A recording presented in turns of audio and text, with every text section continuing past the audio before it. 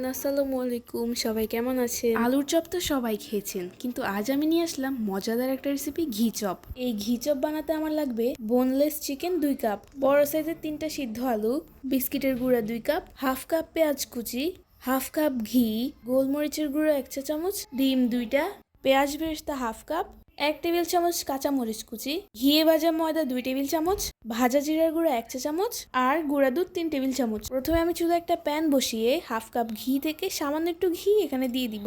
এরপর এখানে বোনলেস চিকেনগুলোকে দিয়ে দিব। কিছুক্ষণ নেড়েচেড়ে এগুলোকে হালকা একটু ফ্রাই করে নিব। এই ধরনের রান্নায় চিকেনটাকে পুরোপুরি সিদ্ধ করা লাগে না, চিকেন থেকে যে পরিমাণ পানি বের হয় তাতেই চিকেনটা সিদ্ধ হয়ে যায়। এখন এখানে দিয়ে দিব স্বাদ মতো লবণ। চিকেনের পিঙ্ক কালারটা যখন হালকা ব্রাউন কালার হয়ে যাবে তখন এখানে দিয়ে দিব পেঁয়াজ কুচি আর কাঁচামরিচ কুচি। এরপর সবকিছুকে কিছুক্ষণ নেড়েচেড়ে হালকা ফ্রাই করে নিব। আপনার ছেলে আলুর চপে যে কোনো ধরনের কিমা, যেমন গরুর কিমা বা মুরগির কিমা ইউজ করতে পারেন, কিন্তু আজকের এই ঘি চপে আমি ইউজ করেছি মুরগির কিমা।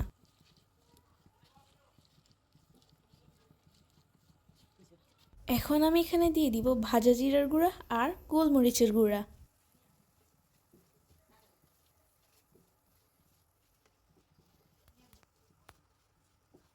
এগুলোকে খুব ভালোভাবে মিশিয়ে নেওয়ার পর এখানে দিয়ে দিব ভাজা ময়দা।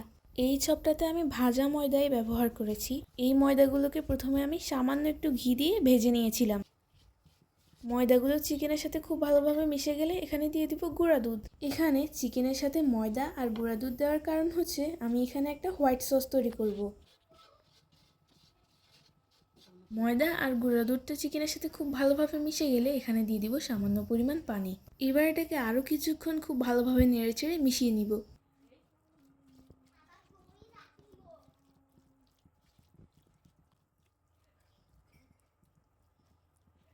এই পর্যায়ে আমার হোয়াইট সস চিকেনটা রেডি হয়ে গেছে। এখন এটাকে একটা প্লেটে উঠিয়ে নিব। এই হোয়াইট সস চিকেনটাকে আমি একটা সাইডে রেখে দিব ঠান্ডা হয়ে যাওয়ার জন্য। এরপর আমি একটা বাটিতে ম্যাশ করা আলুগুলোকে নিয়ে নিব। এখন আমি এখানে হাফ কাপ ঘি থেকে বাকি যে ঘিগুলো ছিল সেটা এখানে দিয়ে দিব। এরপর দিয়ে দিব পেঁয়াজ বেরেস্তা আর স্বাদমতো লবণ। এখন এগুলোকে হাত দিয়ে খুব ভালোভাবে মিশিয়ে নিব। খুব ভালোভাবে মিশিয়ে নেওয়ার পর আলুগুলোকে আমি চপের আন্দাজে ভাগ করে নিয়েছি। এভাবে ভাগ করে নিলে ভেতরে পুর দিতে সুবিধা হয়। আলুগুলোকে ভাগ করে নেওয়া হয়ে গেলে এর থেকে একটা ভাগ নিয়ে হাত দিয়ে চেপে চেপে এভাবে ভেতরে একটা গর্ত করে নিব। এরপর এই গর্তের মধ্যে চিকেনের পুরটাকে দিয়ে দিব।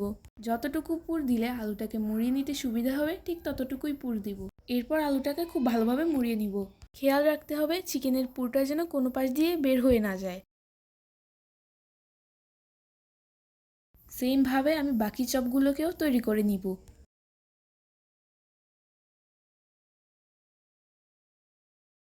আমার সবগুলো চপ তৈরি করা শেষ। এইবার এই চপগুলোকে বিস্কিটের গুঁড়ার মধ্যে কোট করে নিব।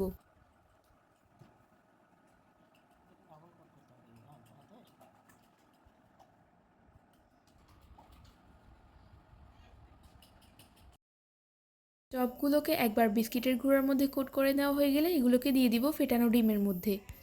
ডিম থেকে উঠিয়ে এগুলোকে আরও একবার বিস্কিটের গুঁড়ার মধ্যে কোট করে নিব। চপগুলোকে ডিম থেকে উঠিয়ে বিস্কিটের গুঁড়ার মধ্যে দেওয়ার সময় খেয়াল রাখতে হবে এক হাত থাকবে ডিমের মধ্যে, আরেক হাত থাকবে বিস্কিটের গুঁড়ায়, না হলে কিন্তু হাতে একেবারে মাখামাখি হয়ে যাবে। সেমভাবে আমি বাকি চপগুলোকেও ডিমের মধ্যে দিয়ে আবার বিস্কিটের গুঁড়ায় কোট করে নিব।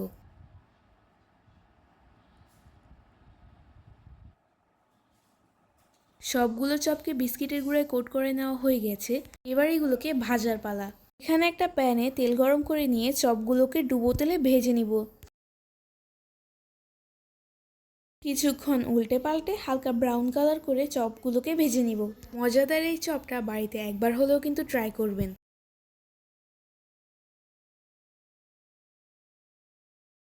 চপগুলো ভাজা শেষ, এগুলোকে তেল থেকে উঠিয়ে নিব। তো হয়ে গেল আমার আজকের ঘি চপ। খুবই মজাদার চপ, একটা খেলে আরেকটা খেতে ইচ্ছে করবে।